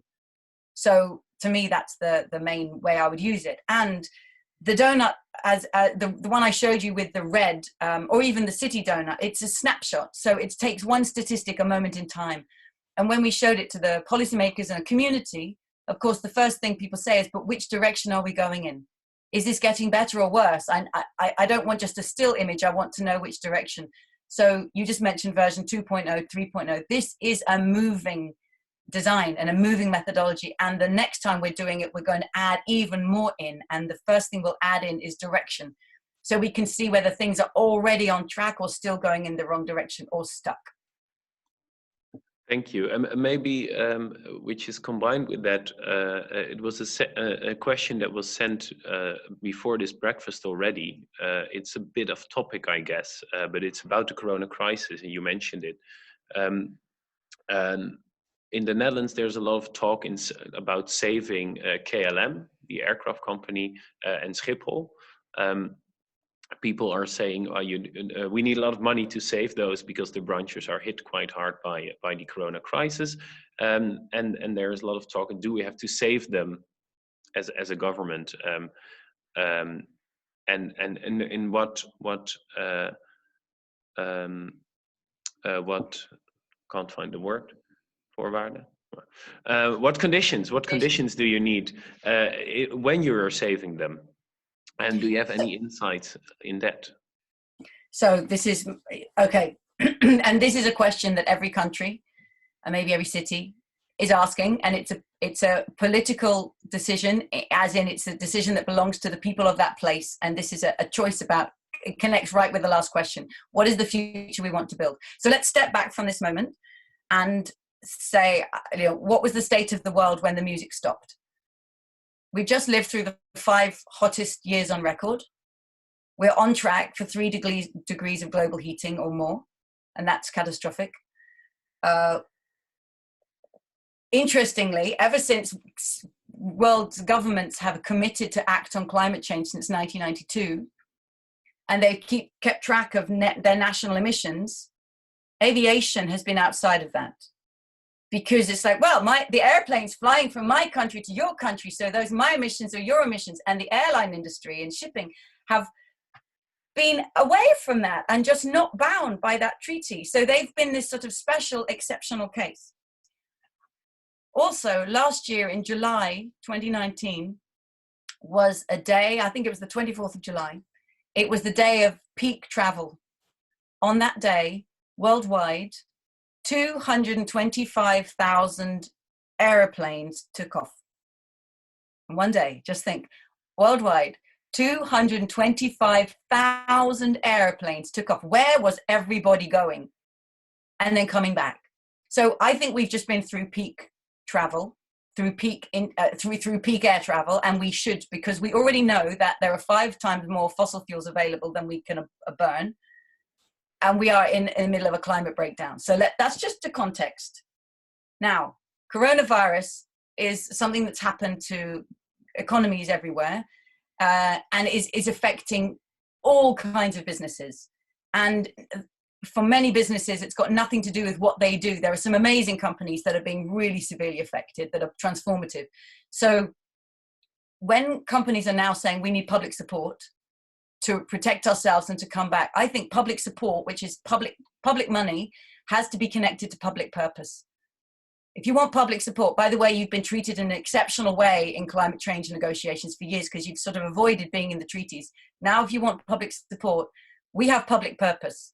And certainly the city of Amsterdam has public purpose to have 100% circular economy by 2050, to act drastically on climate change, to have no fossil fuel cars in the city by 2030. So I think support should be absolutely conditional on enterprises and infrastructure that is in line with those goals.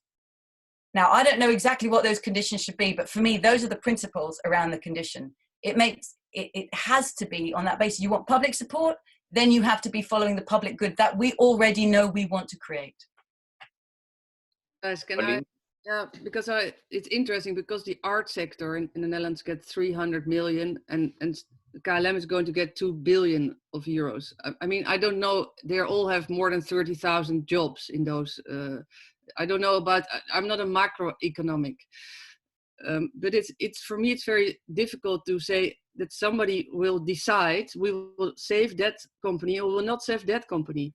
So I understand it's the politics, of course, we will do, but this is so complicated. How can we make it more easy for the government to make those decisions? Because they will be sued and there will be, because people will say my company is vital and the other company will say my company is vital. So this is so complex. I hope you can guide us through this episode.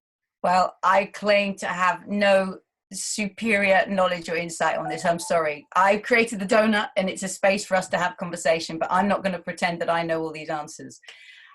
But we have visions of where we know we need to get to, and support should only be given to enterprises that are, especially ones that are based in fossil fuels, that we already know we need to get out of.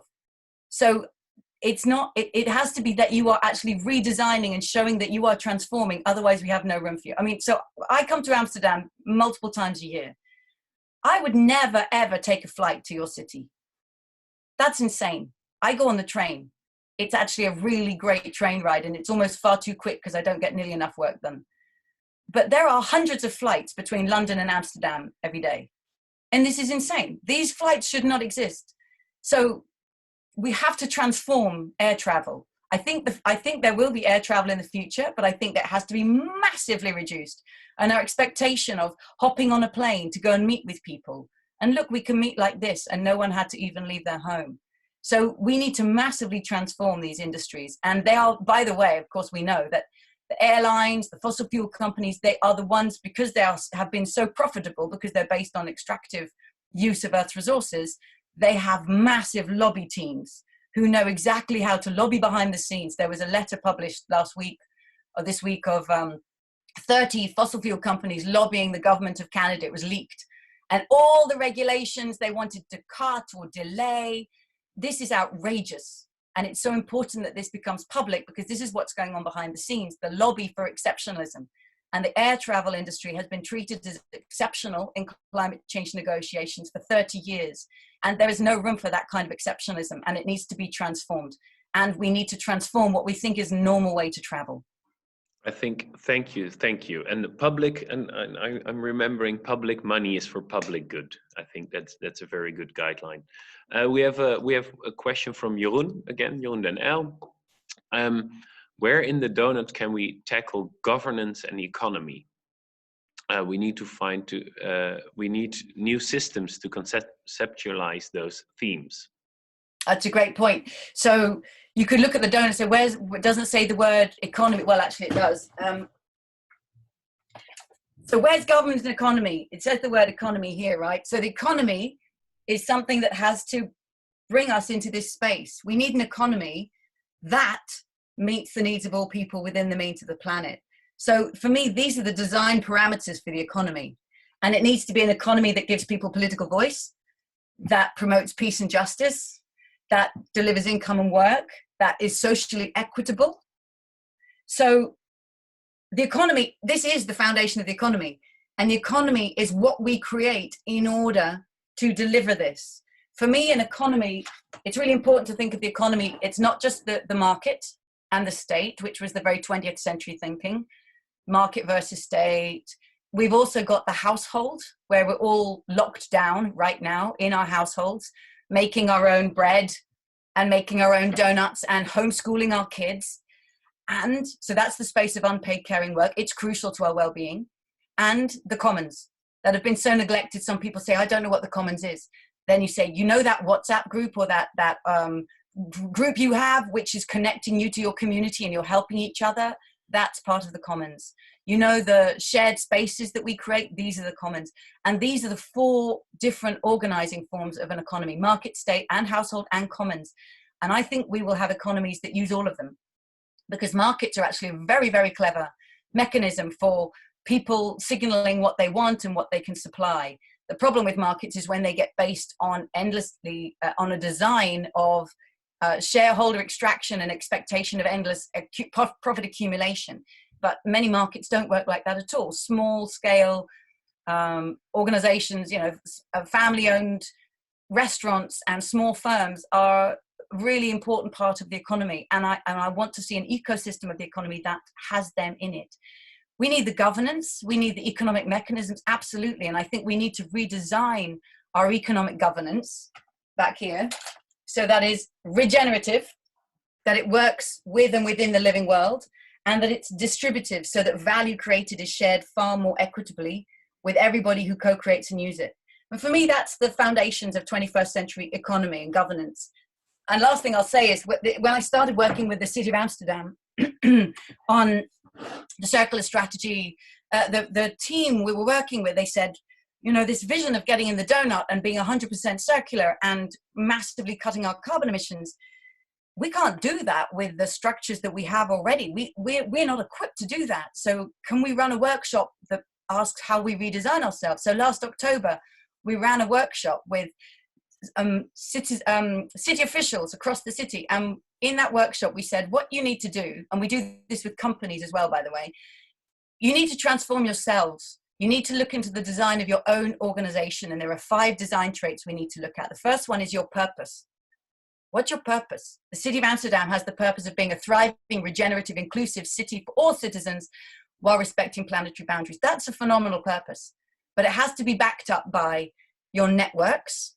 So this is back to the point of procurement. Who are you buying from, right? Who are your suppliers? Who are you related to? Who is in your ecosystem, and what are their values? How are you governing yourselves? Third one, governance.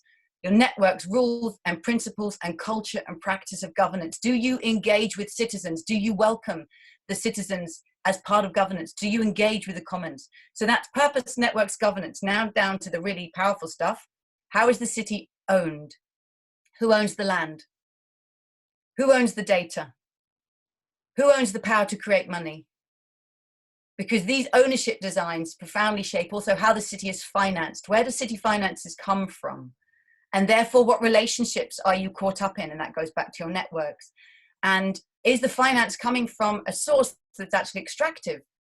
which means we need to make it regenerative. And we ran this workshop with city policymakers, and it brings up so many challenging issues, of course. And these are conversations that we need to have in cities and nations and communities everywhere. We need to change the design of how we govern our economies, their purpose, networks, governance, ownership, and the finance. Because only by transforming the design of our own organizations can we transform the systems in which we live. And by the way, this design is true for universities, for civil society movements, for schools, for households. We can all think about the design of our own organization. That was a long answer, wasn't it? Sorry, that was a very long answer. I was going to say we have to speed things up. You still have 3 minutes, right? Okay. Okay, so let's do one last question, and the last 4 I will still send you per email. I'm sorry. And send it to me on Twitter though, because my email box is a nightmare. Or on Twitter or whatever. We'll ask them. I will make sure you answer them, and we will send them to the people who said it. There's one question I really like as a last question. It's a question by Anne Stijkel, who's really front runner here in Amsterdam, in the Amsterdam Southeast. And she asks, what do you think is the importance of silence in this whole transition? Here's me talking at 50 miles an hour and is asking what's the importance of silence. So Anne, I know because she's running these amazing donut deals in the neighborhoods, inviting people to do community projects that they can show that's meeting at least 3 of the social foundation and coming back within planetary boundaries. So I love her initiative. What's the value of silence? Well, somebody wrote right at the beginning of this chat, I mean, there's a silence in the world at the moment because I can't see any airplanes going across the sky. And I live in the middle of a city, but I can't hear any cars outside. And it's enforced a silence on us. That means we actually hear the birds and we notice nature much more. And I think there's one thing, we've silenced the machine, as people sometimes say, humanity's machine since the Industrial Revolution. And when that is forcibly silenced, and let me say what Pauline said at the beginning, it's causing awful suffering, economic and health and community suffering. So I'm not celebrating that shutdown, but we can also notice in it what we notice again, which is nature. And in many parts of the world, it's spring. And we really notice that nature. So there is a moment when we can actually notice both the generosity of nature. She so quickly cleared the air in cities that have been polluted for decades. The birds, the animals, the sheep, the goats, the raccoons have been coming back into spaces. So nature is ready. She's ready to meet us when we're ready. And I think that is the value of the silence that's been instilled. And then on this very last note, perhaps I should stop talking and experience a little bit of silence myself and say thank you for this amazing conversation and breakfast. I make sourdough bread. This is one thing that I've learned in the coronavirus lockdown. I've learned to make bread because it's regenerative, it's distributive, it's a feminist recipe. It's so quick and easy. It's a commons-based product because you get the starter from your neighbor. It's vegan, it's wonderful. So I made a sourdough nut for this breakfast. And I want to say thank you so much. It's been amazing. And I'm so inspired by the kids and all their rap and videos and newspaper and the onesies. Thank you so much indeed. Thank you so much, Kate. Thanks, really, really thank you so much. And thank you for the extra half an hour as well. I would love to thank everyone for this amazing breakfast. And also I would like to thank the old school because the internet connection has been great, and I'm very happy that it stayed that way. So if you need to host a webinar, please use old school as your central spot. And thank you, everyone. Use Thijs as your central spot because you did really well, Thijs. Again. Thank you. It is a new skill I'm learning doing this via Zoom. I'm very happy. Thank you, everyone. We will close everything down. We will try to get the recording on our website as fast as possible. And the questions the 4 questions that are still there will be answered. Thank you, Kate. Thank you, Isabella. Thank you, Herma. Thank you, Pauline. Thank you, John. Have a great day.